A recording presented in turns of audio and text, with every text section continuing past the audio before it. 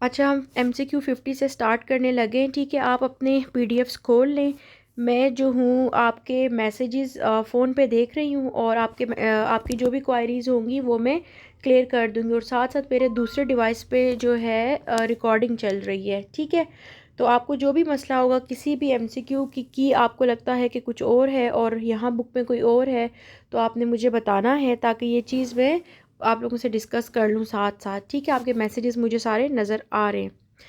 MCQ number 50 is decision between dialysis and transplant is by, ये हम देखते हैं क्रेट क्लियरेंस से। ठीक है, क्रेट क्लियरेंस के अकॉर्डिंग उसके बेसिस पे हम डिसाइड करते हैं कि आइदर पेशेंट की डायलिसिस होनी है या फिर रीनल ट्रांसप्लांट होना है। ठीक है, renal plasma flow is measured by PAH। ठीक है, अब इसकी हल्की सी एक्सप्लेनेशन है, वो देखिएगा। GFR measured in urine. ठीक है, GFR को हम कैसे मेजर करते हैं? इन यूरिन से। GFR एस्टिमेटेड और क्लिनिकली हम कैसे देखते हैं? क्रेट से। ठीक है, endogenous substance to measure GFR is creatinine. ठीक है, जबकि प्लाज्मा फ्लो को हम लोग PAH से देखते हैं। क्लियर? अभी तक किसी को कोई कन्फ्यूजन? अच्छा, MCQ नंबर 52 है हमारे पास, absorption of bicarbonate occurs in which part of nephron. तो बाइकार्बोनेट प्रॉक्सिमल कॉन्जुलेटेड टिब्यूल और कलेक्टिंग डक्ट से जो है वो रीअब्जॉर्ब होता है। Which of the following decrease in pregnancy. तो हमारे पास 80 जो है एंटीथ्रोम्बिन 3 फैक्टर जो है प्रेगनेंसी में डिक्रीज़ हो रहा है। क्लियर? साथ साथ प्रोटीन S है वो भी falls by 50% during pregnancy. Clear? और बाकी कौन कौन से फैक्टर्स इंक्रीज़ होते हैं? Clotting factor 7, 8, 10, von Willebrand's factors, fibrinogen, plasma और अल्फ़ा 2 मैक्रोग्लोब्यूलिन जो है वो क्या होता है? प्रेगनेंसी में इंक्रीज़ होता है। जबकि डिक्रीज प्रोटीन S और एंटीथ्रोम्बिन 3 जो है ये फॉल कर जाता है। जो रिमेन द सेम, जिस पे कोई इफेक्ट नहीं होगा प्रेगनेंसी का, वो है factor 5, thrombin 2, protein C and antithrombin which rarely decrease by 15%। Clear? The next MCQ is 54, maximum aortic pressure in which phase of the cardiac cycle। ये मेरे ख्याल में थोड़ी देर पहले भी हमने किया था, ये रिपीट हुआ। रैपिड इजेक्शन फेज में हमारे पास मैक्सिमम एओर्टिक प्रेशर जो है कार्डियक साइकिल में होता है। The next is which of the following supply supra renal gland. तो ग्रेटर थोरेसिक स्प्लैंक्टिक नर्व जो है सुप्रा रीनल ग्लैंड्स को सप्लाई करती है। Clear? Slow wave sleep is characterised by teeth grinding। Clear? Apoptosis is characterized by no hot inflammation। Clear?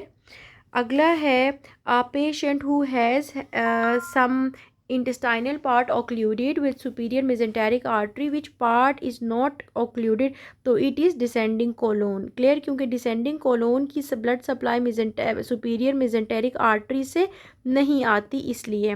Which one is diffusion limited gas. तो वो हमारे पास कौन सी है? कार्बन मोनोऑक्साइड क्या है? डिफ्यूजन लिमिटेड गैस है। अब देखिएगा, डिफ्यूजन लिमिटेड हमारे पास कार्बन मोनोऑक्साइड है और ऑक्सीजन है। ठीक है, जबकि परफ्यूजन लिमिटेड क्या है? ऑक्सीजन है। ठीक है, कार्बन डाइऑक्साइड है, और N2O हमारे पास क्या है? परफ्यूजन लिमिटेड गैसेज हैं। अच्छा, कितने बच्चे हमारे पास हैं आज क्लास में? Accumulation of blood due to, madam first 49 MCQs कब हुए थे? वो हुए थे कोई कितने बजे में ब्रेक आप लोगों को देने से पहले मैंने आपको फर्स्ट 49 करवाए थे। उनकी वीडियो भी मैंने अपलोड कर दी है यूट्यूब पे, अगर मिस हो गया तो वो यूट्यूब पे वीडियो मिस देख हो लें। गए थे। वो यस मैम, पता ही नहीं चला, मिस हो गए थे। एक्चुअली मेरा आज रोजा था, तो मैं नमाज के बाद फिर अफ्तारी का कर रही थी, तो मुझे पता ही नहीं चला क्लास का। चलें चलें, ओके, कोई बात नहीं, आप वहीं से देख लीजिएगा। ठीक है, अगला है accumulation of blood due to damage of middle meningeal artery. ठीक है, मिडल मेनिंजियल आर्टरी की जब हमारे पास एक्यूमुलेशन ब्लड एक्यूमुलेशन कहाँ पे जाके होगा? तो ड्यूरा एंड क्लेवेरिया में होगा। जब भी मिडल मेनिंजियल आर्टरी जो है इसकी लीजन होगी, आर्टरी ब्लीड करेगी, तो ब्लड एक्यूमुलेट कहाँ पे होगा? ड्यूरा एंड क्लेवेरिया में होगा। Clear? The next is a person got ankle injury result in damage to the medial malleolus and deltoid ligament. This occurs due to this अगर due to which of this, तो it is due to excessive eversion of the foot. जब भी excessive eversion of the foot होगी, medial malleolus और फिर deltoid ligament, ठीक है, ये डैमेज होता है। क्लियर? एक्सेसिव इवर्जन में डेल्टॉइड लिगामेंट है। उसके बाद a child was having fever, cough and upper lobe consolidation, she developed respiratory distress, ETT, and ETT cannot be passed as he had laryngotracheobronchitis. What is the most likely cause of this notorious condition? यानी कि laryngotracheobronchitis का cause क्या है? तो ये Haemophilus influenza है। ठीक है। The next is result of positive test came positive and negative came negative, तो this is related to accuracy. Clear? A young farmer while working in field became unconscious and starts frothing from mouth. Which of the following will also be present? तो bilateral pinpoint pupils हैं। ठीक है। ये किस चीज़ की यहाँ पे poisoning हुई है? कोई बता सकता है? Bilateral pin point प्यूपिल। Excellent, organophosphate poisoning की ये सिनेरियो है। The next is in embryology, the term max refers to maximum rate of reaction achieved by an enzyme when it is satura with substrate. Which of the following mechanisms of transport is most analogous to Vmax? तो हम Vmax किसको, Vmax हम facilitated diffusion में देखते हैं। ठीक है। ये बहुत ही कोई फजूल MCQ आ गया।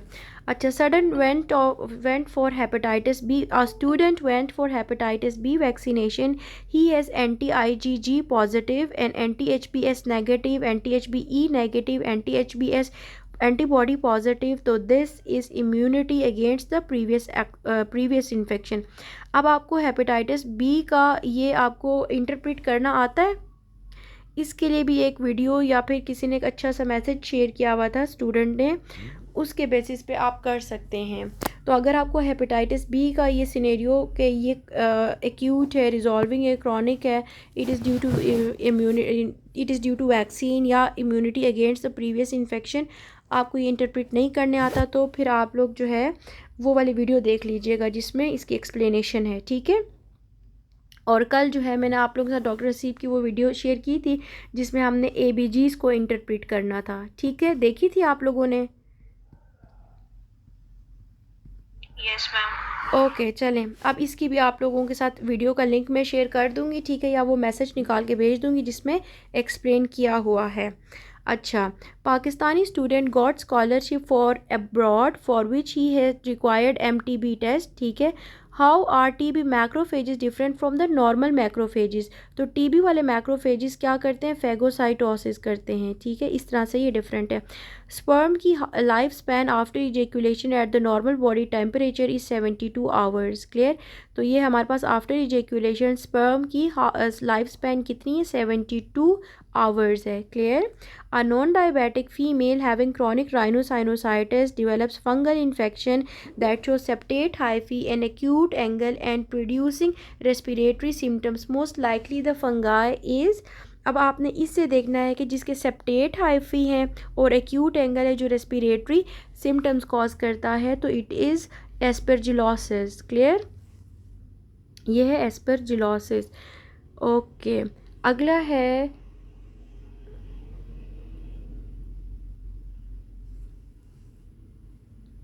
कौन कह रहा है कि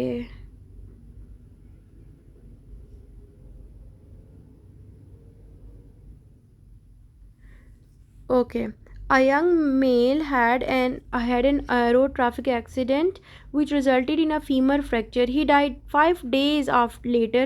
Autopsy showed cerebral petechiae. Which of the following event will occur? तो ये thromboembolism है। ठीक है। पेशेंट का क्या हुआ था? 5 days बैक जो है उसका फीमर फ्रैक्चर हुआ था और सेरिब्रल पेटिकियल हेमरेजेस हैं, तो दिस शोज़ के thromboembolism.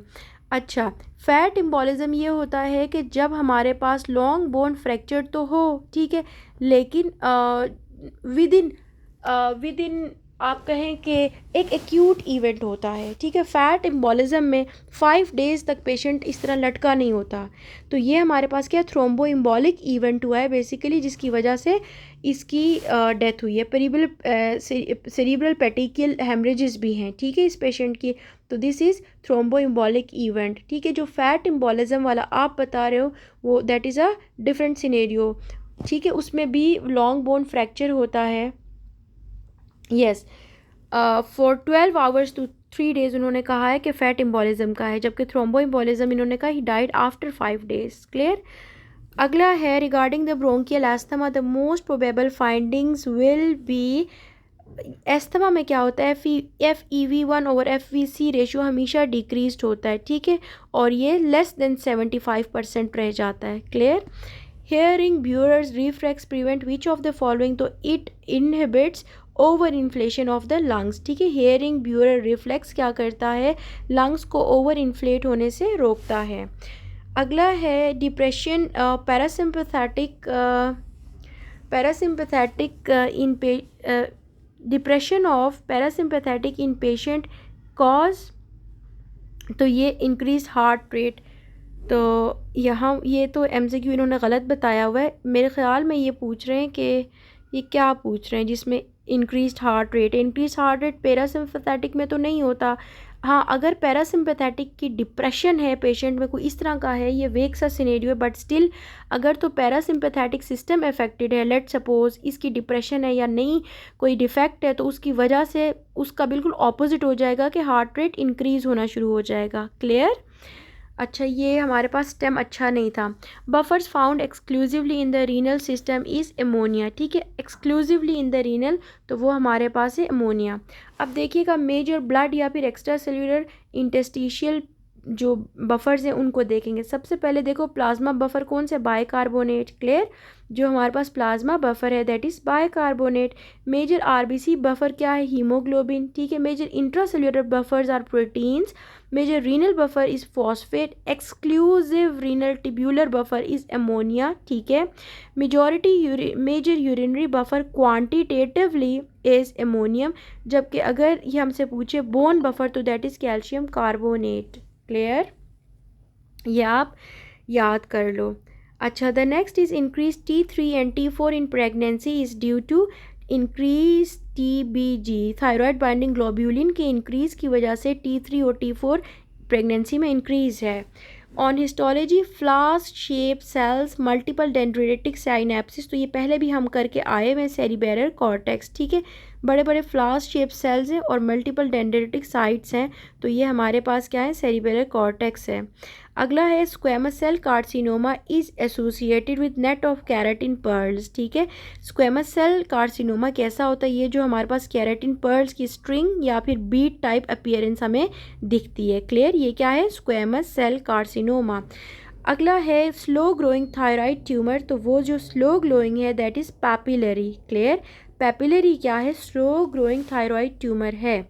There are many cancers in the world, the most treatable are alpha that is gastric adenocarcinoma. Clear. हमेशा याद रखो ये जो गैस्ट्रिक एडिनोकार्सिनोमा है ये ट्रीटेबल बी हैं। क्लियर। ये मेरी दफ़ा MCQ पेपर में आया हुआ था।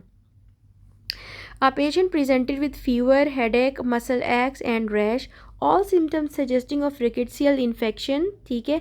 The target tissues in the rickettsial infections of which of the following, तो ये क्या है, it is rickettsial infection, तो टारगेट हमारे पास कौन सा टिश्यू है, एंडोथीलियम। क्लियर। डन।